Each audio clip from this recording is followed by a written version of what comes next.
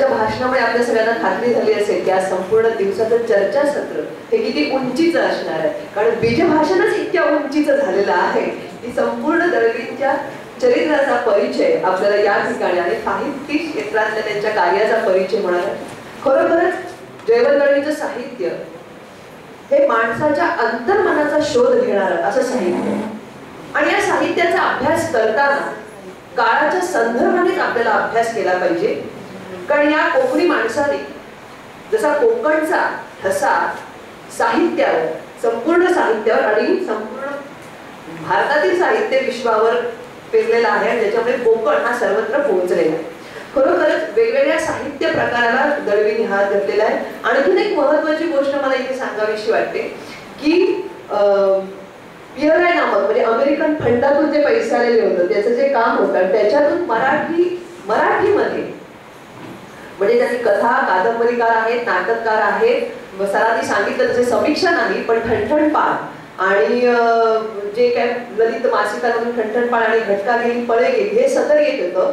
त्यावेळी त्यावेळेच्या नवसाहित्यिकांची किंवा नवथराच्या टोप्या उडवण्याचं काम अगदी वक्तृत्वातून त्यांनी केलेलंच होतं. पण त्याचबरोबर जे जागतिक पातळीवर उत्तम प्रकारचं साहित्य आहे ते भाषांतर करून मराठीत आणण्याचं फार मोठं काम त्यावेळी दळवी सरांनी केलं की हे जागतिक साहित्य मराठीत यावं आणि मराठी साहित्यिकांनी ते अभ्यासून पुन्हा मराठीत आणणं आणि ते प्रसारित करणं हा एक वेगळा उपक्रम किंवा फार मोठं काम सरांनी केलं. यानंतर जसं मगाशी सांगितलं गेलं की प्रत्येक कार्यक्रमाला वेगवेगळ्या गोष्टींनी उंची येते. आजच्या या कार्यक्रमाला दळवी परिवारातील अनेक लोक, कौटुंबिक लोक म्हणजे त्यांचे पुतणे आलेले आहेत, त्याच्यानंतर सुनबाई आलेल्या आहेत, सुपुत्र आलेले आहेत, यामुळे आजच्या या कार्यक्रमाला एक वेगळा दर्जा प्राप्त झालेला आहे. मी दळवींचे सुपुत्र यांना या ठिकाणी विनंती करते की त्यांनी आम्हाला उद्बोधित करावं. नमस्कार. मी बाबांसारखा लेखक नाही, तसंच बाबांसारखं मी भाषणही करू शकत नाही, त्याबद्दल क्षमा करा. बाबांबद्दल काही स्वभावविषयक बाबांचे जे होते ते मी ते सांगतो. लेखक म्हणून तो माणूस मोठा होता, माणूस म्हणून वडील म्हणून ते अधिक मोठे होते. ते अतिशय शांत स्वभावाचे असे होते, कधी कोणावर चिडले नाही, ते कधी मोठ्या आवाजात सुद्धा आमच्याशी कोणाशी बोलले नाही, सर्वांशी समानतेनं वागणं, मग त्याचं समाजातलं स्थान काहीही असो त्यांना फरक पडायचा नाही. नंतर जसं मला त्यांनी सांगितलं की आमच्याकडे हवी यायचा बाबांचे केस कापायचा, तर त्याला चहा करून देणं किंवा त्यांनी चहा केलं त्याचं कपशात स्वतः धुणं हे सुद्धा ते करायचे.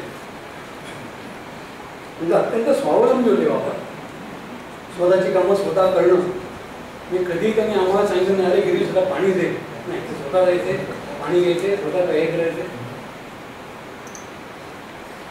कधी कधी तर ते स्वतः स्वयंपाक सुद्धा करायचे.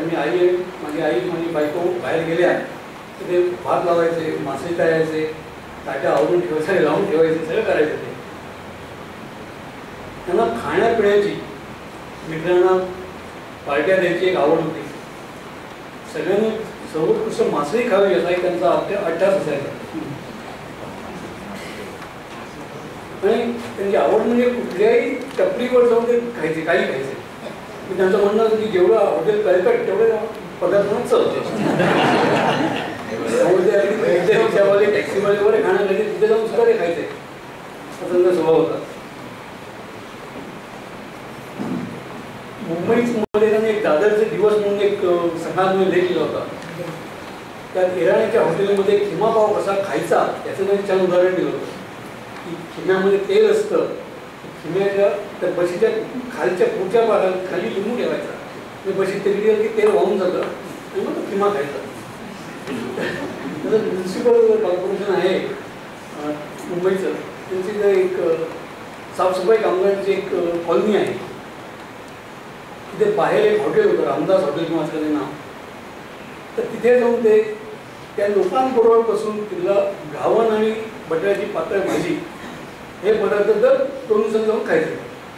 नाही सकाळी घरात ब्रेकफास्ट नाही की आम्हाला सवय, पण बाहेर जाऊन खाऊन यायचे. आणि अत्यंत दूरदृष्टीचा लेखक होता तो. कालचक्र, पुरुष ही त्यांची नाटकं आज पाहिल्यावर सुद्धा जाणवतं की ते 40 वर्षांपूर्वी तुम्ही किती दृष्टी काय दाखवलेली होती. मी जास्त बोलू शकत नाही, बाबांचा स्वभाव तसाच होता. साहित्य अकॅडमी आणि नाथ पै सॅलोन यांचे आभार मानतो आणि बाबांचा कार्यक्रम चांगल्या रीतीने आयोजित केला आणि आम्हालाही त्याला बोलवलं. तुम्हाला धन्यवाद. धन्यवाद सर. खरोखर माणूस म्हणून दगडी सर किती श्रेष्ठ होते, कारण म्हणजे तो भाव वेगळा होता की बाहेर दिसणारा लेखक वेगळा आणि घरातला वेगळा. त्यामुळे आज तुमचं भाषण जरी तुम्हाला असं वाटत असेल छोटं असलं तर ते छोटं नव्हतं, ते उलट आम्हाला एक वेगळ्या प्रकारचं मार्गदर्शन करणार होतं. धन्यवाद सर.